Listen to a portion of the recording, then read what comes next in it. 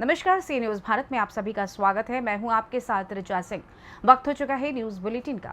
इस बुलेटिन में चर्चा करेंगे आजमगढ़ की, जहां जिले के पूर्व मंत्री एमएलसी यशवंत सिंह का मनाया गया 66वां जन्मदिन।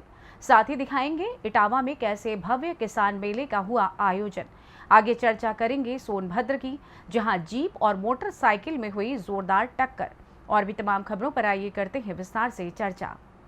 खबर आजमगढ़ जिले से है, जहां पूर्व मंत्री एमएलसी यशवंत सिंह का 66वां जन्मदिन रामपुर जहानागंज क्षेत्र के पूर्व प्रधानमंत्री चंद्रशेखर ट्रस्ट पर 24 घंटे की पूजन पाठ के बाद आज सुबह 8 बजे से शुरू हुआ, जिसमें पूरे प्रदेश के पक्ष विपक्ष के नेतागण, बुद्धिजीवी तथा पूर्वांचल के जिलों के तमाम ब्लॉक प्रमुख, बीडीसी, ग्राम प्रधान व क्षेत्रीय जनता हजारों की संख्या में अपने अपने ढंग से गाजे बाजे के साथ फूलमाला एवं अंग वस्त्र तथा अन्य उपहार देकर एमएलसी यशवंत सिंह की लंबी उम्र की दुआएं मांगते नजर आए।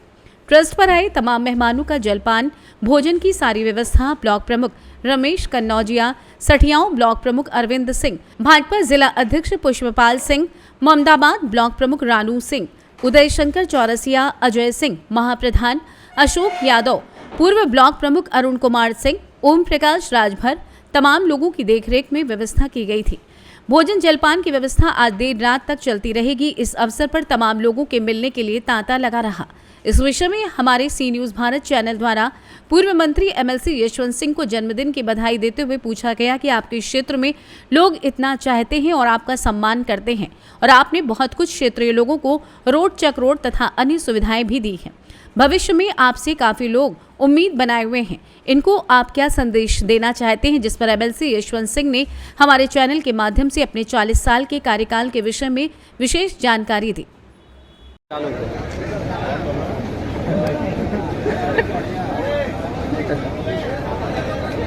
सर, आज आपका 66वां जन्मदिन मनाया जा रहा है बहुत ही धूमधाम से, मतलब बहुत काफ़ी प्रदेश लेवल से लोग आए हैं। तो इसमें आपकी राजनीति का भी बहुत बड़ा मतलब हो रहा है, और माननीय चंद्रशेखर जी का भी आज आप ट्रस्ट पर मनाया जा रहा है, इसमें क्या कहना चाहिए? देखिए, ये तो समर्थकों को मैं बधाई देता हूँ कि उनके अंदर ये उत्साह है कि हमारा 66 वर्ष पूरा हो गया। आज 67वें वर्ष की शुरुआत हो रही है, तो इस शुरुआत के अवसर पर जो उनके स्नेह, उनकी शुभकामनाएँ, बुजुर्गों का आशीर्वाद मिल रहा है, मैं उसके लिए आभारी हूँ सबका। क्षेत्रीय जनता आपसे काफ़ी उम्मीद बनाई हुई है, कुछ इनके लिए विशेष संदेश आप दे रहे हैं? देखिए, हम क्षेत्रीय जनता के साथ पिछले 40 वर्षों से हैं, और हम जब राजनीति की शुरुआत किए थे तब भी हमने कहा था ऐसा नहीं है कि हम कुछ हो जाएंगे तो भी और दुख की नदियाँ बहेंगे। केवल हम सुख और दुख में आपके साथ रहेंगे, और आपकी इज्जत और असमत के साथ कोई खिलवाड़ होगा तो उसे चट्टान से भी लड़ना होगा, तो उसे टकराने का काम करेंगे। 40 वर्ष तो इस वादे को पूरा किया हूँ, आगे भी इस वादे को पूरा करूँगा। यही कामना है ईश्वर से, वो शक्ति दें। जिस कार्य को मैं पूरा करता आया वो आगे भी पूरा करता है। हम लोगों को हमारे पूरे चैनल की तरफ से आपको ढेर शुभकामनाएं। बहुत बहुत धन्यवाद। आजमगढ़ से सी न्यूज संवाददाता सीबी भास्कर के साथ राजू प्रसाद शास्त्री की रिपोर्ट। खबर इटावा से है, जहां विकास भवन परिसर में कृषि विभाग द्वारा एक भव्य किसान मेले का आयोजन किया गया। इस अवसर पर जनपद इटावा के डीएम अवनीश राय और एसएसपी संजय वर्मा ने किसान भाइयों को पराली प्रबंधन के विषय में महत्वपूर्ण जानकारियां दी। पराली जलाने पर हमारे पर्यावरण के साथ साथ आम जनमानस को कितनी हानि पहुंचती है, इन विषयों पर उन्होंने सहज और सरल ढंग से किसान भाइयों को समझाया। इस मौके पर उन्होंने अन्नदाताओं से सहयोग की पूरी उम्मीद की और साथ ही उनकी भूरी भूरी प्रशंसा भी की। उन्होंने कहा कि आप देश के मुख्य बिंदु हैं। जब आप अपने खेतों में मेहनत करते हैं, अपना पसीना बहाते हैं, तभी सबको भोजन नसीब हो पाता है। तो आप सब पराली प्रबंधन के विषय में थोड़ा गंभीरता से सोचिए, क्योंकि इससे हमारे खेतों की मिट्टी के साथ साथ हमारे वातावरण और समस्त जीवधारियों को नुकसान पहुंचता है। इस अवसर पर DDA R N Singh, DO Kuldeep Singh Rana, SDAO Dheeraj Singh, बेज गोदाम प्रभारी सफाई गौरव कुमार मौजूद रहे।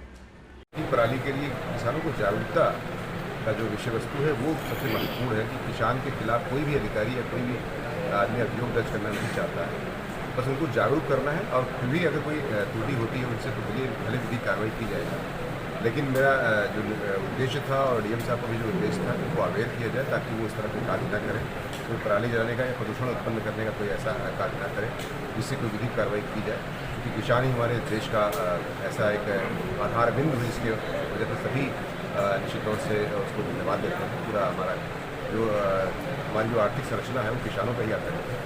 इसलिए मैं किसानों के लिए निश्चित तौर से कहूँगा कि वो जो भी निर्देश है पराली के संबंध में उसका पालन करें और नियमानुसार ऐसा उसका जो व्यवस्थापन है वो करें, और जिसकी वजह से जो है कोई पराली जलाने की स्थिति पैदा ही ना हो। इटावा से सी न्यूज संवाददाता देवेंद्र सिंह की रिपोर्ट।